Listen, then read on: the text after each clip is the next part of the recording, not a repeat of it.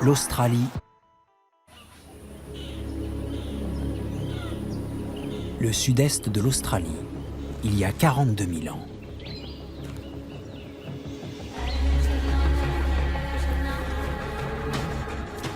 Un homme est enterré sur les rives d'un lac. C'est sans doute un chef de clan. En tout cas, il est suffisamment important pour avoir droit à une cérémonie funéraire.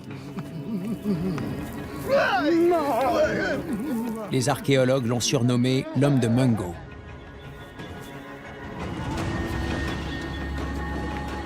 C'est ici, aux confins de la planète, qu'ils ont retrouvé les premières traces de notre aspiration à la spiritualité.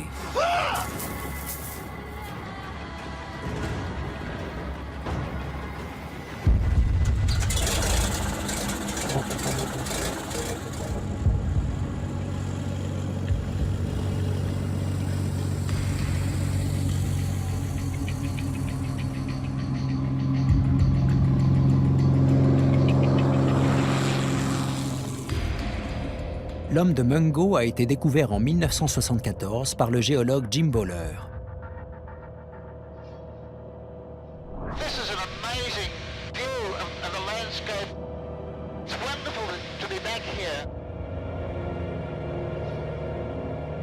Jim Bowler est venu en Nouvelle-Galles du Sud pour y chercher des traces d'hommes préhistoriques. Il a notamment exploré une zone de dunes de sable en arceaux. Il a compris qu'il s'agissait d'anciens bassins lacustres.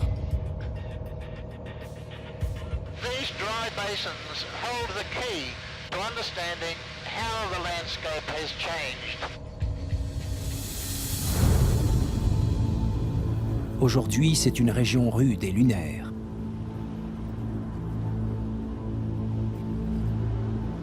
Mais il y a des millénaires, elle était humide et luxuriante. C'était un habitat idéal pour les populations préhistoriques. Les dunes les plus hautes marquent les contours de l'ancien grand bassin lacustre de Mungo.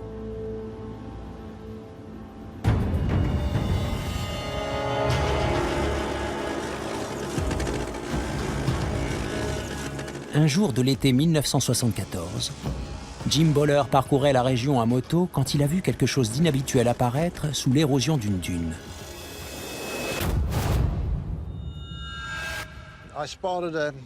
J'ai aperçu un bout d'os blanc à la surface du sable. Il était tout près, ici. Le sommet du crâne était visible. Quand j'ai brossé le sable, j'ai vu la mâchoire inférieure. J'ai tout de suite reconnu ce que c'était, une sépulture humaine. Les ossements avaient 42 000 ans. Ils étaient 2 fois plus anciens que n'importe quel autre fossile humain retrouvé en Australie. Mais le plus étonnant, c'est qu'ils avaient été colorés à l'aide d'un pigment naturel, l'ocre.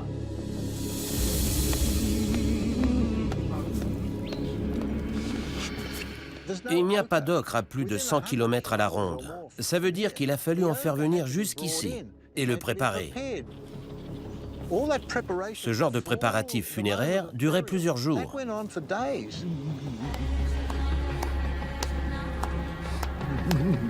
Les peuples d'Afrique utilisaient déjà de l'ocre depuis des millénaires, pour s'en orner le corps ou pour traiter les peaux animales.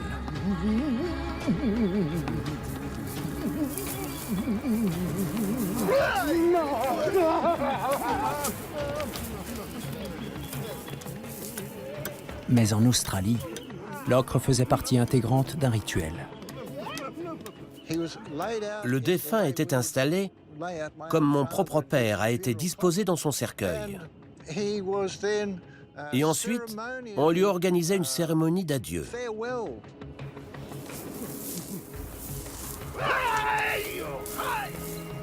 Il ne s'agissait pas seulement de pleurer un mort. Ils étaient plutôt dans la célébration de la vie. L'homme de Mungo n'est pas le seul corps que Jim Bowler ait retrouvé près du lac.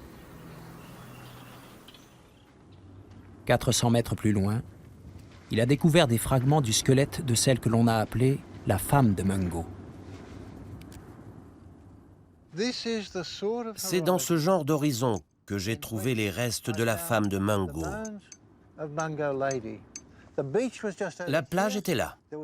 Il y avait le sol ici et le squelette était là. Les ossements étaient cimentés dans ce sol de carbonate blanc. Ça ne ressemblait pas à un corps.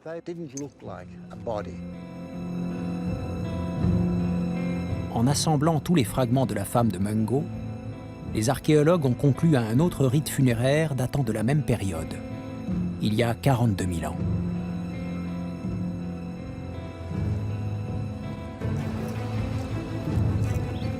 Les os de la femme de Mungo ont été brûlés, peut-être pour être rendus plus friables. Ils ont ensuite été brisés en petits morceaux.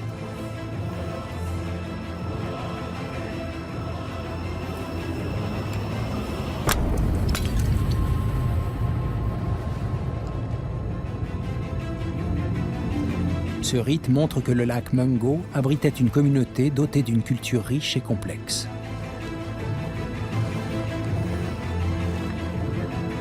Mais qui étaient ces habitants des confins de la Terre? D'où venaient-ils? Quand sont-ils arrivés? Comment sont-ils parvenus jusque-là?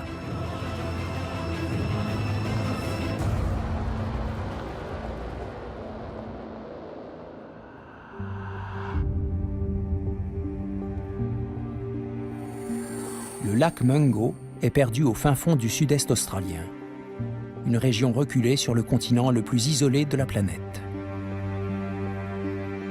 Les circonstances de l'installation humaine sur les rives du lac Mungo restent mystérieuses, parce qu'il y a peu de traces archéologiques de cette période en Australie. Mais les progrès de l'analyse ADN peuvent peut-être fournir des éclaircissements.